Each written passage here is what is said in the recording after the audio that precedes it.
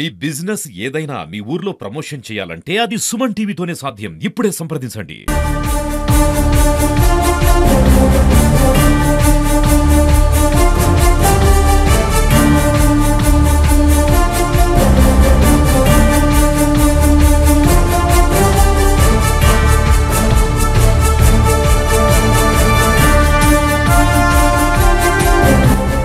BRS silver Jubilee కార్యక్రమానికి అయితే భారీ బహిరంగ సభకి అయితే ఏర్పాట్లు అయితే కొనసాగుతున్నాయి. అంటే దాదాపుగా ఏర్పాట్లు అయితే 90% వరకు అయితే పూర్తయ్యాయి. మనతో మాట్లాడేందుకు మహిళా బీఆర్ఎస్ నేత పవని గౌడ్ అయితే ఉన్నారు. వారిని అడిగి తెలుసుకున్న సభ ఏర్పాట్లు కానీ ఈ సభ గురించి పూర్తి వివరాలు అయితే అంటే చెప్పండి అక్క, ఇప్పుడు జరగబోయేది బీఆర్ఎస్ సిల్వర్ జూబ్లీ అంటే టీఆర్ఎస్ సిల్వర్ జూబ్లీ అంటే చాలా మంది అంటున్నారు, దీనిపై విమర్శలు కూడా వస్తున్నాయి.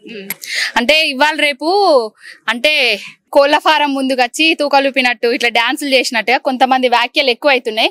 ఈ టీఆర్ఎస్ దా బీఆర్ఎస్ దా అనే ముందట ప్రతి ఒక్కడు తెలుసుకోవాల్సిన విషయం ఏంటంటే తెలంగాణ తెచ్చిన ఇంటి పార్టీది రజతోత్సవ సంబరాలు. రైతు బంధుతోటి రైతును అక్కున చేర్చుకున్న పార్టీది రజతోత్సవ సంబరాలు. రైతు బీమా ఇచ్చిన పార్టీది రజతోత్సవ సంబరాలు. తెలంగాణ వచ్చుడో కేసీఆర్ గారు జచ్చుడో అనే నినాదంతో ముందటికి పోయి తెలంగాణ రాష్ట్రం కోసమే పుట్టిన పార్టీది రజతోత్సవ సంబరాలు.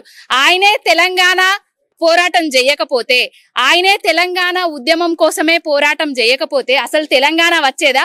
తెలంగాణ వచ్చిన తర్వాత తెలంగాణ మంత్రులుగా, తెలంగాణ ముఖ్యమంత్రిగా, తెలంగాణ ఎంపీలుగా కులుకుతూ చిల్లర మల్లర వ్యాఖ్యలు చేస్తారు. ప్రతి ఒక్క తెలంగాణ ఇంటి పార్టీది రజతోత్సవ సంబరాలు అని తెలుసుకోవాలి. ఫస్ట్ అంటే మీకు కూడా కేసీఆర్ గారితో చాలా అత్యంత సన్నిహితంగా ఉండడం మీ డాడీ దగ్గర నుంచి మీరు ఈ 25 ఏళ్ల సంబరం గురించి ఏం చెప్తారు? 25 ఏళ్ల సంబరంలో ఎన్నో ఒడిదుడుకులు చూసినాం. అసలు తెలంగాణ రాదు అన్న దగ్గర తెలంగాణను తీసుకొచ్చి చూపించిండ్రు.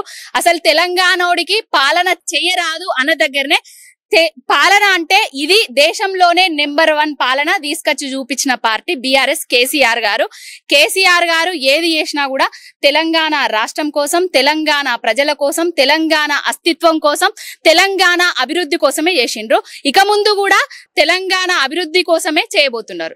ఇన్ని చేసిన కేసీఆర్ ప్రజలు ఎందుకు కాదనుకున్నారు? అంటే గెలుపోటములు అనేటివి సహజం. గిన్ని చేసిన కేసీఆర్ గారిని ఎందుకు వదులుకున్నారంటే రాజ్యాంగం రచించిన అంబేద్కర్ కే ఓటములు తప్పలేదు. ఇప్పుడు ఓడిపోయిన తర్వాత కేసీఆర్ గారి విలువ 15 నెలలల్లా అంటే సంవత్సరన్నర లోనే తెలుసుకున్నారు ప్రతి ఒక్క రైతు, ప్రతి ఒక్క బిడ్డ, ప్రతి ఒక్క తల్లి, ప్రతి ఒక్క ముసలవ్వ కేసీఆర్ గారి విలువ తెలుసుకొని ఈ సంవత్సరాల కాలంలో కాంగ్రెస్ పాలన చూసి తెలంగాణ అస్తావ్యస్తం అయిపోయిన తర్వాత మళ్ళా కేసీఆర్ గారే రావాలి అని ప్రతి ఒక్కరు కోరుకుంటున్నారు. అంటే ఈ 15 నెలల పాలనలో మేము ప్రజాప్రభుత్వ పాలన ఇస్తున్నాం, అది ఫామ్ హౌస్ పాలన కాదు, ప్రజాప్రభుత్వం పాలన అంటున్నారు. ఇప్పుడు ప్రజాప్రభుత్వం పాలన అంటే రైతు భరోసా ఇస్తామని చెప్పేసి ఎగ్గొట్టడమా? కళ్యాణ లక్ష్మిలో తులం బంగారం ఇస్తామనేసి తులం బంగారం దేవుడెరుగు. కళ్యాణ లక్ష్మిలు చెక్కులు అది బౌన్స్ కావడం అది ప్రజాపాలన. ప్రజాపాలన అంటే ఏంటిది? ఇందిరమ్మ రాజ్యం అంటే ఏంటిది? ఎమర్జెన్సీ కాలాన్ని తీసుకొచ్చిండ్రు. సోషల్ మీడియాలో పథకాలు వస్తలేవురా బాబు అని అంటే ప్రశ్నిస్తే, ఎదిరిస్తే వాళ్ళ మీద కేసులు పెడుతున్నారు, దాడులు చేస్తున్నారు. ప్రజలకు 6 గ్యారంటీలను 420 హామీలను ఇస్తానని అధికారంలోకి వచ్చిర్రు.